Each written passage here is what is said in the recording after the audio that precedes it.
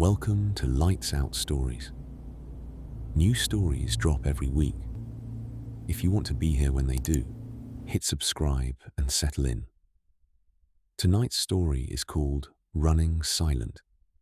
It's about a US Navy submarine commander and his crew running 200 feet beneath the North Atlantic in October of 1962.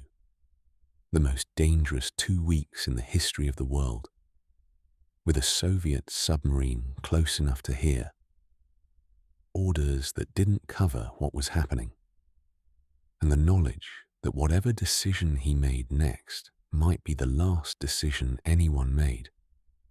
So get comfortable, turn the lights down, and let's get into it. The ocean has a sound. Most people don't know this. They think of the ocean as a place of silence. The surface noise of wind and wave is what they imagine. But below the surface, below the thermocline, where the cold water meets the warm and sound bends and slows, the ocean is full of noise. Whale song that carries for hundreds of miles. The clicking of shrimp so dense it can mask a propeller. The deep groan of the seafloor shifting under its own weight. The ping of a merchant ship's sonar rolling through the water column like a slow bell. Commander James Calloway knew the sound of the ocean the way other men knew the sound of their own breathing. He had been listening to it for 15 years. He grew up in Norfolk, Virginia, the son of a Navy man and the grandson of a Navy man. His grandfather had served on destroyers in the First World War. His father had commanded a fleet submarine in the Pacific during the Second, had run patrols through the Luzon Strait when the Japanese were still fighting hard, and the life expectancy of a submarine crew in those waters was something you didn't calculate if you wanted to sleep at night. James had grown up with the Navy the way other boys grew up with farming or carpentry. Not as a career choice, but as a fact of life. The way gravity is a fact of life. The ocean was where the men in his family went. The sea was where serious work happened. He enlisted at 17 and was commissioned at 22. And by 30, he had earned his dolphins, the silver pin that marks a qualified submarine officer, that you receive only after you have demonstrated that you understand every system, every valve, every emergency procedure on the boat you serve, that you could, if it came to it, find your way through the boat, blindfolded and flooding, and get to where you needed to be. He made commander at 34. He was 38 when they gave him the USS Resolute. The Resolute was a skipjack-class nuclear submarine. Fast, deep, quiet. The teardrop hull that the Navy had developed through careful study of what water actually wanted. Not what engineers thought it should have, but what the physics demanded. She was 252 feet long. She could run submerged at speeds that had been classified and remained classified, and that were, by any honest accounting, remarkable. She carried a crew of 93 men. 93 men in a steel cylinder. 252 feet of machinery and torpedoes and electronics, and the controlled nuclear reaction that drove them all forward, contained in shielding so precise that the men living 20 feet from it received less radiation than they would have in the sunlight above. Calloway knew every one of those 93 men by name, not in the abstract way that commanders sometimes know their people, as entries in a personnel file, as ratings and qualifications. He knew them the way you know people When you live with them in a confined space for months at a time, when there is no escape from each other, when the group is small enough that every personality affects every other personality, and the mood of the boat is something you manage the way you manage its trim and course and depth. He knew which of his sonar operators had a gift that went beyond training. An ear so precise it could hear things the equipment hadn't yet registered. He knew which of his engineers had a tendency to underreport problems, thinking they could fix them before the commander noticed, and how to ask the right questions to catch this before the problem grew. He knew his executive officer, a lean and meticulous man from Connecticut, named Lieutenant Commander David Hess, well enough to finish his sentences and to know when Hess's particular brand of composure was genuine calm and when it was effort. This knowledge of the boat and the men inside her was what Calloway had instead of the things commanders in the movies had. He was not a charismatic man. He did not give speeches. He had a flat, considered way of speaking that some men, early in their time aboard, mistook for coldness. It was not coldness. It was economy. He had learned that in a submarine, unnecessary words created unnecessary noise. And noise, in their world, was something you created only when you had decided it was worth the cost. They sailed from Groton, Connecticut, on the 3rd of October, 1962. The departure was routine on its face. Their orders were patrol orders. North Atlantic, a defined operating area. The standard duration. Nothing in the orders used words that indicated urgency. The Navy communicated with submarines through a language of understatement that had been developed over decades of operations, where the men receiving the messages were doing so under conditions that made emotional communication both difficult and dangerous. You said what needed to be said. You did not say more. But Calloway had been a submarine commander long enough to read what wasn't said. The operating area assigned to the Resolute sat in the North Atlantic, directly astride the shipping lanes between the Soviet Union and Cuba. He had been following the news carefully in the weeks before sailing. The photos from the U-2 flights over Cuba, the Soviet freighters carrying what the State Department was beginning to say, carefully, in public, might be more than agricultural equipment. The temperature in the political atmosphere rising in the way that temperatures rise before weather. He said nothing of this to his crew as they cleared the mouth of the Thames River and turned south and then east, running on the surface until they were far enough from shore to submerge. The Navy would tell them what they needed to know when they needed to know it. His job, for now, was to get the boat and her crew into position and to be ready. They dove at 4 a.m. on October 4th.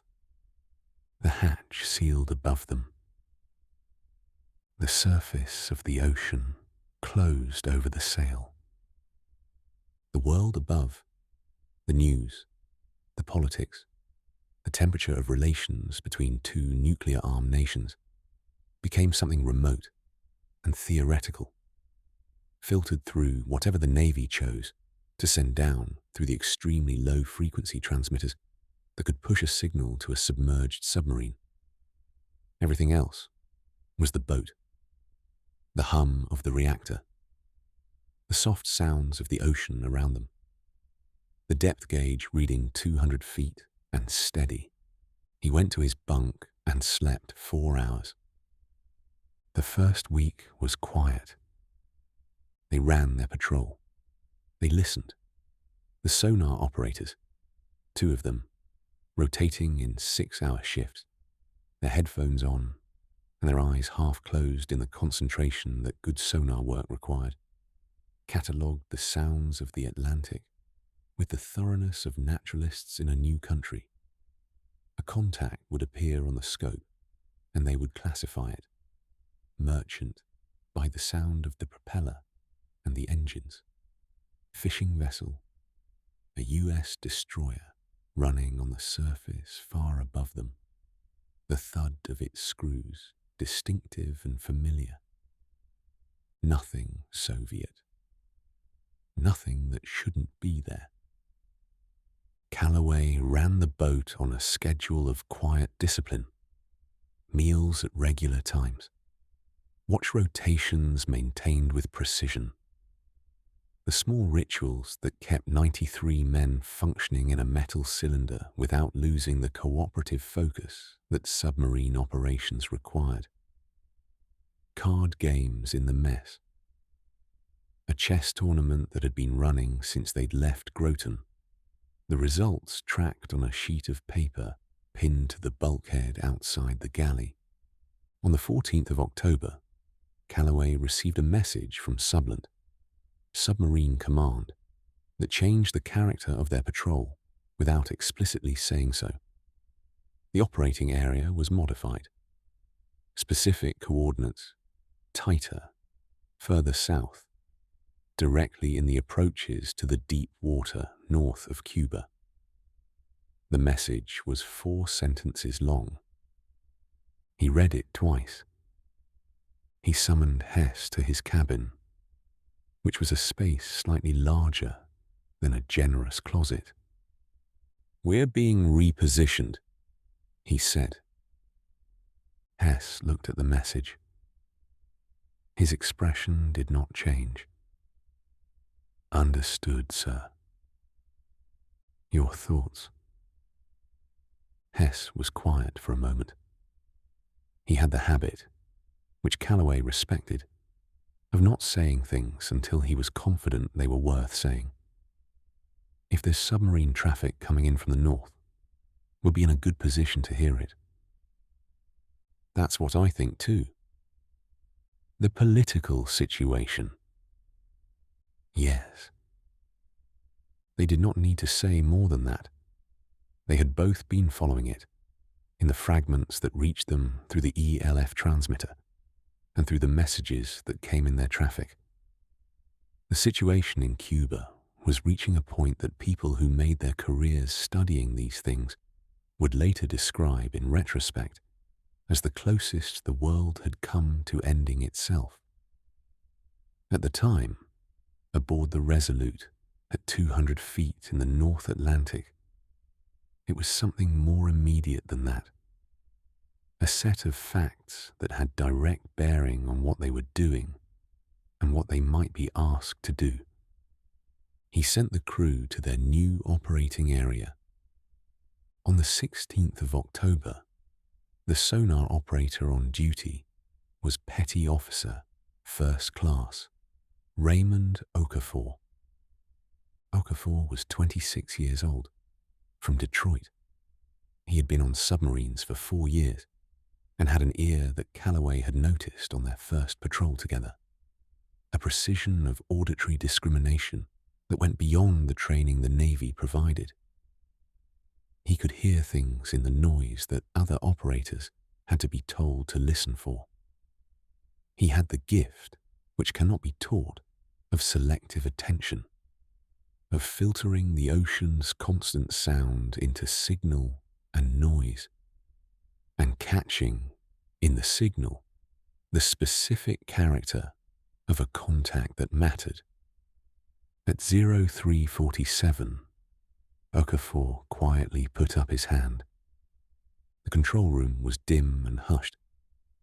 This was the midwatch, the 4 hours from midnight to 4 in the morning that was the quietest stretch of the submarine's day, the watch when the boat felt most like what it was. A small world of its own, moving silently through a larger world that had no knowledge of it.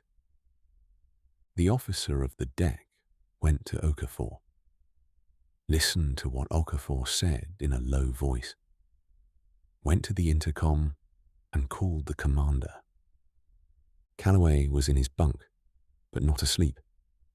He rarely slept deeply at sea, existing instead in a state of reduced alertness that was not quite sleep and not quite wakefulness, from which he could surface fully in seconds.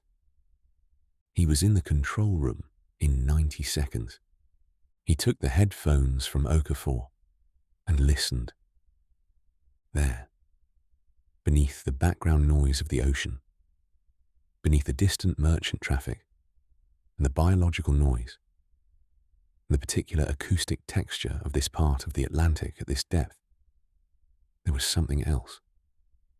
A signature, a propeller sound with a specific rhythm and character that he recognized from the hours he had spent studying Soviet submarine acoustics. Foxtrot class, Okafor said quietly. Calloway nodded. He handed the headphones back. A Soviet submarine, diesel-electric, running on batteries, which was why they hadn't heard it sooner. A Foxtrot-class boat running on batteries made almost no noise. Whatever sound they were hearing now was unavoidable. The residual acoustic signature that no submarine could fully eliminate. "Bearing?" he said. "275, sir. Distance uncertain. Beyond reliable range for passive classification. Roughly to the southwest. Running south. Toward Cuba." What happened next was not a chase, exactly. A chase implies speed and direction, and the kind of pursuit that leaves a visible wake. What happened was something quieter and more patient than that. Calloway positioned the Resolute to track the contact, to maintain acoustic contact, while staying outside the range at which the Soviet crew would likely detect them in return. This was a specific skill, submarine trailing, that the US Navy had developed with considerable sophistication during the years of the Cold War. You stayed in the other boat's baffles, the acoustic shadow directly behind its propeller, where its own noise masked yours. You matched its course changes with careful delays.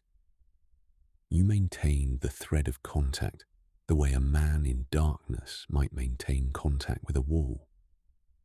Lightly, carefully, ready to lose it and find it again. He called Hess. He briefed his executive officer in 4 sentences. Hess asked 2 questions, got 2 answers, said, "Understood, sir," and went to his station. The crew who were on watch understood, in the way that experienced sailors understand things without being told, that something had changed. The quality of the attention in the control room shifted. Not fear, not yet, and with experienced men perhaps not ever, because experienced men in submarines had learned that fear consumed the attention you needed for the work, and the work was what kept you alive. But alertness, a sharpening of focus that was almost physical. They trailed the Soviet boat through the rest of that watch, through the next watch, through the watch after that. Calloway slept 2 hours and came back to the control room. The contact was still there, still running south. Steady course, steady speed, the acoustic signature, unchanging in a way that suggested the Soviet commander did not know he was being followed. He drafted a message to Sublant, kept it to 6 lines. Contact classification, bearing, estimated course, and speed, their own position. Sent it through the burst transmitter during the scheduled communications window. Sublant's response came 4 hours later. 3 sentences. Continue tracking. Report any course change. Do not make contact. He read the message, folded it, put it in his pocket. Do not make contact. This was the order he had been expecting. In the current environment, the political situation he and Hess had discussed without using the specific words that described it, the Navy did not want Soviet submarine commanders to know they were being tracked. The information had value only as long as it was unknown to the people it concerned. What the order did not cover, what the 3 sentences from Sublant had not anticipated, was what would happen next. It happened on the evening of October 22nd. The date mattered. That evening, President Kennedy would go on television and tell the American public that Soviet missiles had been discovered in Cuba, that a naval quarantine was being established, that Soviet ships approaching Cuba would be stopped and searched, that the United States would regard any nuclear missile launched from Cuba as an attack by the Soviet Union, requiring full retaliation. Callaway did not know this yet. The ELF transmitter had brought them the scheduled traffic and nothing more. They were running silent, 200 feet down, trailing a Soviet submarine that they could now track within roughly 800 yards. What happened on the evening of October 22nd was this. The Soviet submarine changed its behavior. The course held south. The speed held steady. But something else changed. Something in the acoustic signature that Okafor picked up before anyone else, and that he reported in the careful, precise language he used when he wasn't entirely certain what he was hearing. Sir, the contact has gone through some kind of cycle. I'm hearing machinery noise I haven't heard before. It's consistent with... He paused. I think they're running systems, sir. Could be weapons systems. The control room was very quiet. Callaway came to the sonar station and listened. Okafor was right. There was a change in the acoustic profile of the Soviet boat. Something mechanical. Something that had not been present in the hours they had spent tracking it. He had studied enough Soviet submarine acoustics to recognize what it might be. He was not certain. Certainty in submarine operations was a luxury you rarely had. He called Hess. Hess came, listened, offered his assessment in a low voice. The 2 men stood in the dim control room, while the Resolute moved silently through the water at 200 feet, and the Soviet submarine moved through the same water, 800 yards ahead of them. And they considered what they knew, and what they didn't know, and what they were going to do. Sublant says don't make contact, Hess said, not arguing, stating. I know what Sublant says. If we go active, they'll know exactly where we are. I know that too. Callaway was quiet for a moment. He had a way, under pressure, of going very still, as if he was conserving the energy that other men spent on the visible expressions of stress. What he was doing was thinking, not quickly, carefully. The order was not to make contact. The order had been given in circumstances that did not include what was happening in the control room right now. Orders from command, any command, in any military, were written in the conditions that existed when they were written. They could not anticipate everything. When circumstances changed, the person in the field, the person with actual knowledge of what was happening, had to make judgments that the order could not have accounted for. This was not a thought that Calloway found comfortable. He was not a man who enjoyed the latitude of improvisation. He preferred clear orders and clear situations, and the clean execution of defined tasks. But he had been a submarine commander long enough to know that clear orders and clear situations were aspirations, not guarantees. He was also a man who understood the specific nature of what surrounded him. Two nuclear-armed nations at the surface of the water above him, conducting a standoff that the people involved understood could escalate past any defined limit. A Soviet submarine that was, by Okafor's reading, active in ways that it had not been before. 800 yards between them, the ocean between, and 93 men who were his responsibility.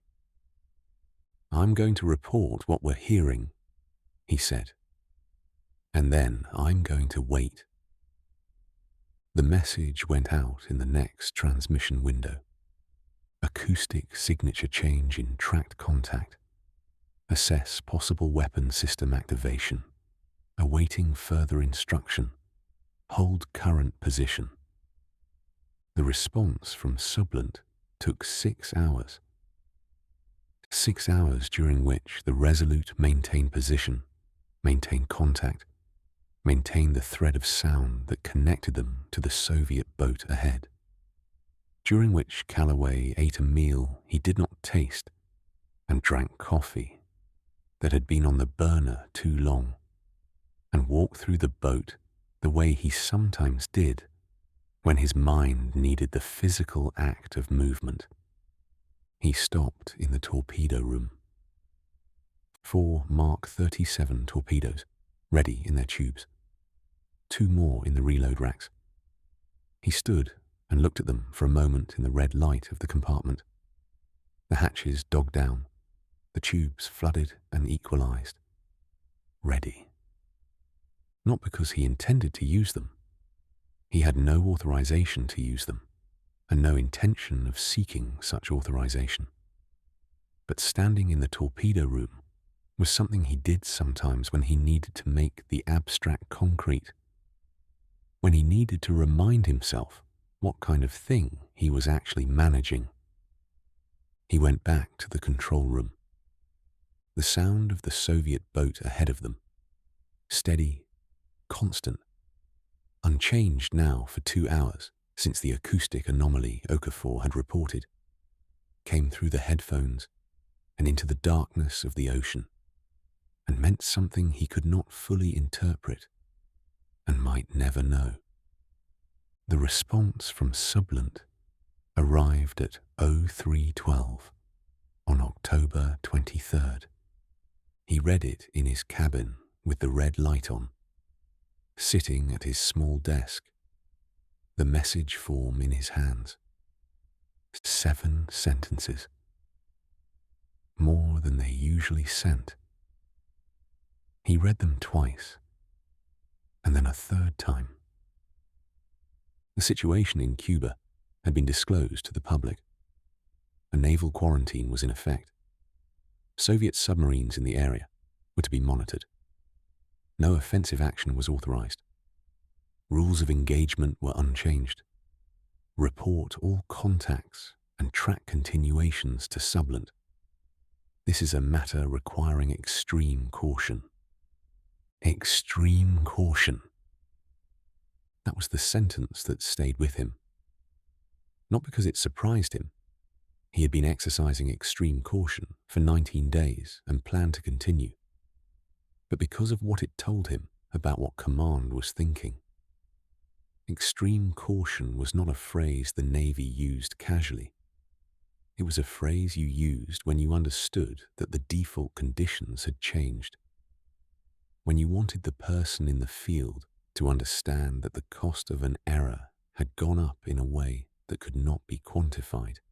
He folded the message. He sat in the red-lit silence of his cabin for a few minutes. Then he went back to the control room and resumed the watch. What followed was a vigil. There is no other word for it. The Resolute trailed the Soviet submarine through the days that followed, through the public unfolding of the crisis, of which they received fragments, through the naval quarantine and the Soviet ships that turned back, and the tense negotiations conducted at levels far above anything that touched a submarine in the North Atlantic. And they maintained contact, and they reported, and they waited. The Soviet boat did not fire, did not act aggressively, did not seem, by the evidence available to Calloway and his crew, to be doing anything except running its mission, which appeared to be the same as their mission. To be present, to be positioned, to be ready. There was something in this that Calloway found, in the long hours of the vigil, almost clarifying. Two submarines in the dark, neither able to see the other, each aware, in some form, of the other's presence, each carrying weapons that could end the other, and beyond that, weapons that could do things beyond the ending of any single boat, and both of them, both commanders, choosing, hour after hour, to do nothing, to maintain their course, to continue the watch without acting. He didn't know the Soviet commander's name, didn't know his age or his background or whether he had children or what he had eaten for breakfast or what he thought about at 0300 when the watch was quiet and the ocean moved around them in its endless, indifferent way. But he knew something about him. He knew that the man had been given a mission and was executing it, that he was running his boat and managing his crew and making the same calculations that Calloway was making about what he knew and what he didn't know, and what the order said, and what the situation required. In the isolation of the deep ocean, with 600 feet of water overhead, and a crisis playing out at the surface of the world, this felt like a kind of communication, not the kind that used words, the kind that used restraint, the kind that said, through the silence, I am here. I know you are here. I am not going to be the one who starts something. The crisis reached its turning point on October 28th. Calloway learned of it through the traffic they received that morning, fragments of what had been agreed, the Soviet acceptance of terms, the beginning of a process that would remove the missiles from Cuba and de-escalate the pressure that had been building for 2 weeks. The language was careful and official and told him what had happened without telling him how close it had come or how many moments there had been when it could have gone differently. He read the message in his cabin. He sat with it for a moment. He thought about a specific evening 6 days earlier, the hours after Okafor's report about the changed acoustic signature, before the message from Sublant had arrived, when he had been standing in the torpedo room, looking at the tubes and making the calculations that he had hoped he would not need to make. What he would have done if the contact had acted, what the order said, and what the situation required. He was grateful, in a way that was larger than he could easily express, that the decision had not been forced. He went to find Hess, His executive officer was in the control room, studying the plot with the navigator. Calloway stood beside him and handed him the message without saying anything. Hess read it again, looked up. "Sir, keep tracking the contact," Calloway said, "until we receive orders to the contrary." "Yes, sir." He went back to his cabin. He wrote the entry in his patrol log for October 28th. The date, the time, the operational status, the standard entries that accumulated across a patrol into a record of what had happened. The entries were factual, specific, devoid of the internal material that went with them. The log said what happened. It did not say what it felt like. He closed the log. He slept, for the first time in days, without the portion of his mind that remained on watch waking him. They received orders to return to Groton on November 2nd. The Soviet submarine, which they had tracked continuously for 16 days, which had become so familiar through its acoustic signature that Okafor could now identify specific characteristics of its propeller, like a man recognizing a voice, turned north on November 1st, returning to wherever it had come from, whatever its orders were now. Calloway watched the contact fade on the scope, the signature growing quieter, more distant, as the two boats separated for the first time since Okafor had first raised his hand in the dim control room. At 03:47, 3 weeks earlier, gone. The ocean settled back into its ambient noise. The merchant traffic, the biological sounds, the slow shifts of water that had nothing to do with anything human. He ordered the course set for home. They surfaced on November 7th, 30 miles off Groton, in the early morning. The hatch opened. Calloway climbed the ladder into the sail and stood in the open air for the first time in 5 weeks. The sky was low and grey in the particular way of the New England coast in November. The sea was a dark, ruffled grey. Cold. The wind had the bite of what was coming. He stood on the bridge of the sail and breathed the air. Below him, through the hatch, he could hear the sounds of the crew, the gradual relaxing of the discipline that a long patrol maintained, the noise of men who had been quiet together for weeks beginning to decompress. Laughter from the mess. Conversations conducted at a volume that would have been unacceptable at depth. He stayed on the bridge for a while. There was no ceremony to what had happened, no moment that could be pointed to and described in the clear terms that made for a satisfying story. They had tracked a Soviet submarine for 16 days, reported what they heard, maintained contact through a crisis that had been resolved at levels far above them, and come home. The Resolute had not fired a weapon, had not been fired upon, had not done anything that would appear in the newspapers or in the histories being written at the same time events were occurring.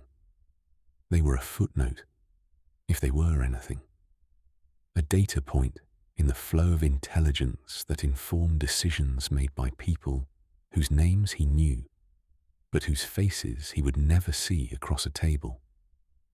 And yet, he thought about the specific hours, the ones between Okafor's report and Sublant's response, the ones in the torpedo room.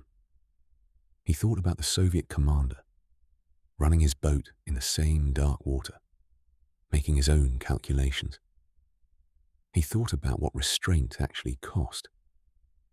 Not the heroic restraint of someone who wants to act and heroically refrains, but the quieter, less visible restraint of someone who understands that the situation requires waiting, that the right thing is to maintain position and keep doing the job and let the people above you with more information make the decisions that belong to them. He had not fired. The Soviet commander had not fired. Neither of them would receive recognition for this. There was no medal for not starting something. But the world was still here. The grey November sky was still above him. The Connecticut coast was 15 miles ahead, the lights of it beginning to be visible in the early morning. 93 men were below him, heading home. He stayed on the bridge until the harbour lights came into clear view. Then he went below and took the con and brought his boat in. He retired from the Navy in 1971 at 47. 19 years of submarines, 8 boats, including 3 commands. 312 days submerged across his career, which is a number that loses its meaning if you try to hold it all at once, and recovers some meaning if you break it into the specific days, the good ones and the hard ones, and the ones that were simply days on a submarine, unremarkable and professional and necessary. He moved back to Norfolk, taught high school physics for 12 years. His students thought of him as a quiet teacher who was harder to impress than most, and who had a way of asking questions that required you to actually think rather than recite. He did not talk about the Navy in class, did not tell stories. When students asked, and they sometimes did, sensing in him something that had been formed somewhere other than a classroom, he would say that he had served, and that it had been interesting work, and move back to the physics. He had a daughter who became a civil engineer, and a son who joined the Navy and served on surface ships, not submarines. He died in 2003 at the age of 79. In the house in Norfolk he had shared with his wife for 31 years, in a room with a window that looked east toward the water. His patrol log from October and November 1962 was declassified in 1991. There is a line in it dated October 23rd that reads, "Received updated guidance from Sublant. Situation requires extreme caution. Crew maintains professional performance under sustained operational conditions. Contact holds course. We hold ours. That is all." The log does not say what happened in the torpedo room, does not describe the hours of the vigil, or the weight of the waiting, or the specific quality of the North Atlantic in the dark of October, 200 feet down, with a Soviet submarine 800 yards ahead, and the world above making decisions that neither boat could hear. Some things the record holds, some things the ocean keeps. The sea doesn't remember what passed through it, but the men do. Somewhere in the dark water, someone chose to wait. Tonight, be still the way they were still. Rest. You're on the surface, and the world is quiet.